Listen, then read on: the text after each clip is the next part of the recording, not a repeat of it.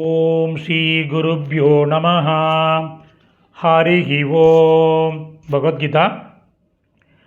அஜ்ஞானோ விக்னசித்தாய பார்த்தாய பிரதிபோதித்தாம் பகவத்வதனோ பூதாம் கீதாம் தேவீம் நமாம்யகம்.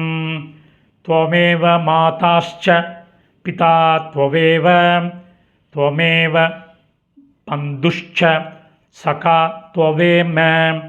த்வமேவ வித்யா திரவிணம் த்வமேவ சர்வம் மம தேவதேவ. பேர் கீதா ஆல்ரெடி படிச்சுட்டு இருக்கேன். கீதா பாடம் படிக்கிறவங்களுக்கு என்ன நன்மை வருது, அதனால் என்ன பயன், அதை பற்றி தான் இங்கே சொல்ல போகிறோம். ஆல்ரெடி யாரெல்லாம் படிக்கிறாளோ படிக்கலையோ அவளுக்கு கீதா மேலே ஒரு விருப்பம் வரத்துக்கு இது ஒரு பெரிய தூண்டுகோலாக இருக்கும். அதேமாரி யாரெல்லாம் படிச்சுட்டு இருக்கீங்களோ அவங்களுக்கு மேலும் கீதா மேலே நிறையா படிக்கணும் அப்படின்னு ஆசை தூண்டுவதற்கு. இதுக்கு முன்னாடி போன இதில் சொன்ன மாதிரி ஒருத்தர் தனியாக ஒரு ரூமுக்கு போங்கோ. ரூமில் ஜன்னல் கதவெல்லாம் அடைச்சிட்டு இருட்டு பண்ணிவிடுங்கோ. நல்லா நிசப்தமாக இருக்கிற இடம், தியான நிலையில் உட்காருங்கோ. இந்த ஆடியோவை ஆன் பண்ணுங்கோ. கண்ணை மூடின்னு கேளுங்கோ. ஏன்னா கருத்தை எல்லாத்தையும் அப்போ தான் நம்ம உள்வாங்க முடியும். உள்வாங்கி மனசில் போகும். பல முறை சொன்ன மாதிரி அந்த ஒவ்வொரு வேர்ட்ஸும் டேக்கேவும் மனசில் பசுமரத்து ஆணி போல் பதியும். இது ரொம்ப important. Okay, what Gita is all about? What Bhagavad Gita referred for its ethical techniques, ethical teachings. It emphasizes the importance of righteousness and ethical conduct in life. 2. Inner peace. It teaches how to attain inner peace and equanimity amidst life's challenges. 3. Self-realization. It guides individuals on the path of self-realization and spiritual enlightenment. 4. Divine grace. It emphasizes devotion to God and the importance of surrendering to divine will. Good. இது ஒரு புறம் இருக்கட்டும். ஒருத்தர் கேட்குறார், இந்த பலன்களை தவிர சாஸ்திரங்களில் கீதையின் பெருமையை பற்றி எழுதியுள்ளார்களா என்றால் எஸ்.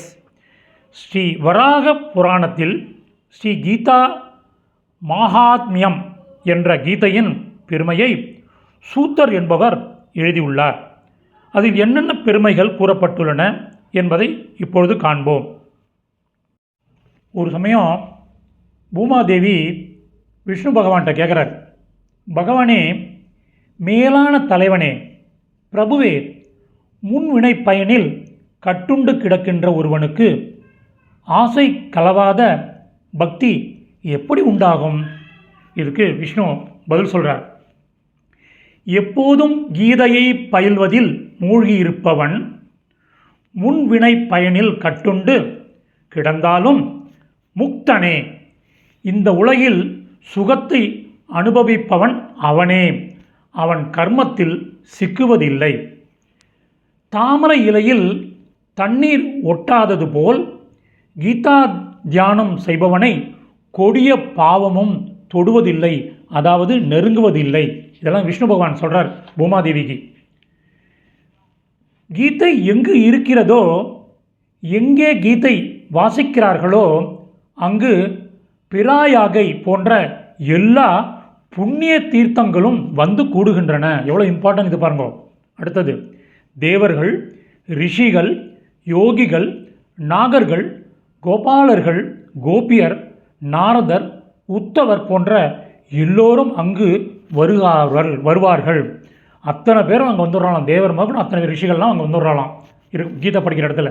அடுத்தது, நிலமகளே பூமாதேவி, எங்கு கீதை படிக்கப்படுகிறதோ, ஆராய்ச்சி செய்யப்படுகிறதோ, பிறருக்கு சொல்லப்படுகிறதோ, திருப்பி ஐ அண்டர்லைன், பிறருக்கு சொல்லப்படுகிறதோ, கேட்கப்படுகிறதோ, அங்கு விரைவில் உதவி வருகிறது.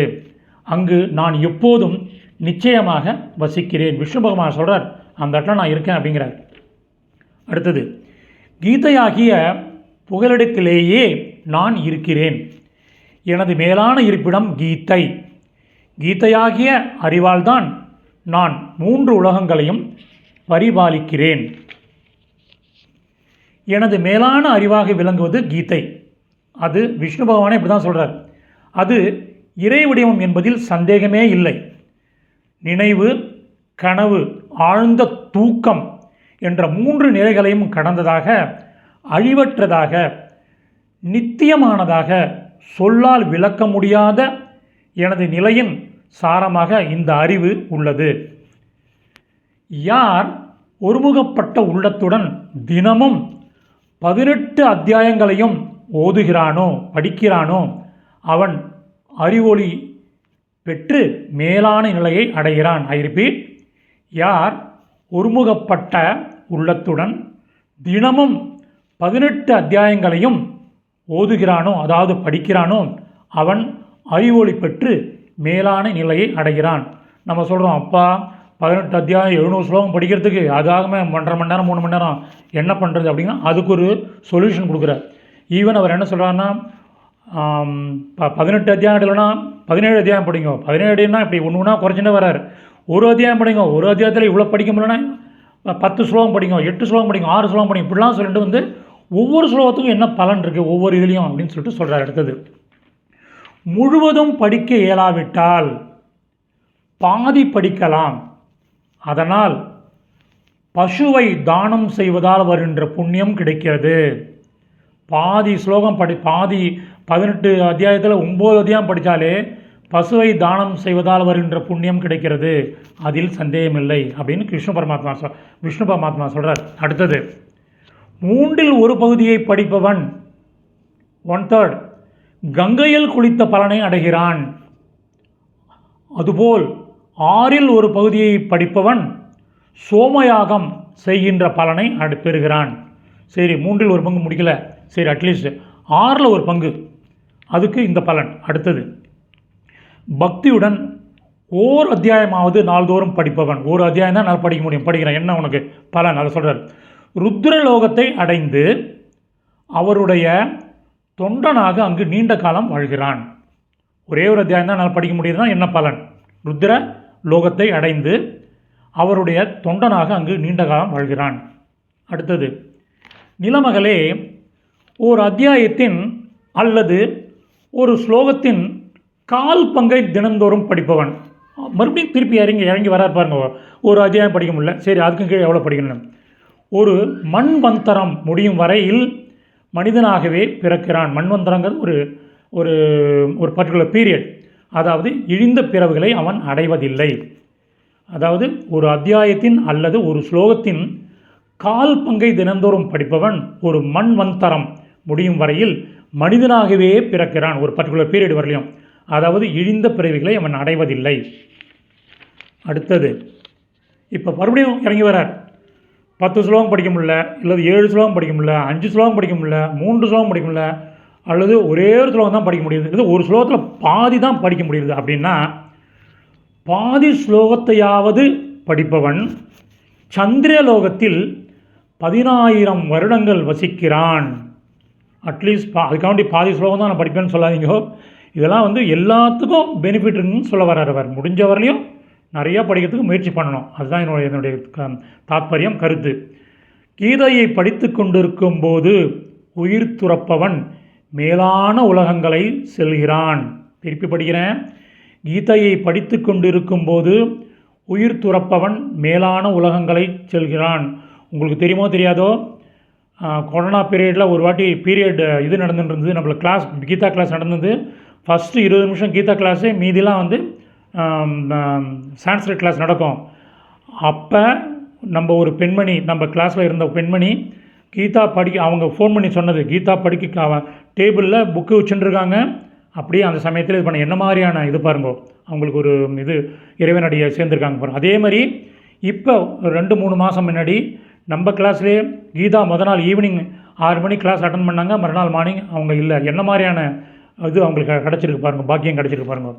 ஸோ இதெல்லாம் அதனுடைய ரொம்ப இது அது மாதிரி இதெல்லாம் கிடைக்குமா இறைவனடி சேர்றதுக்கு? இது மாதிரி ஒரு புண்ணிய ஆத்மா.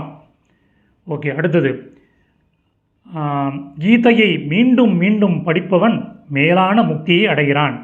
கீதை என்று உச்சரித்தபடி இறப்பவன் பெரும் பேற்றை அடைவான். கீதை என்று உச்சரித்தபடி இறப்பவன் பெரும் பேற்றை அடைவான். ஓயாமல் வேலை செய்து கொண்டிருப்பதற்கு இடையிலும் கீதையின் பொருளை இடையறாது எண்ணிக்கொண்டிருக்கிறானோ அவன் ஜீவன் முக்தன். உடல் வீழ்ந்த பிறகு அவன் மேலான கதியை அடைகிறான். அதாவது உயிர் பிரிந்தவுடன் அவன் மேலான கதியை அடைகிறான். இதுக்கு மேலே கீதையை பற்றி நம்ம இது பண்ணணும் அவசியம் இல்லை. அவ்வளோ நம்ம தாத்பரியங்கள் இருக்குது.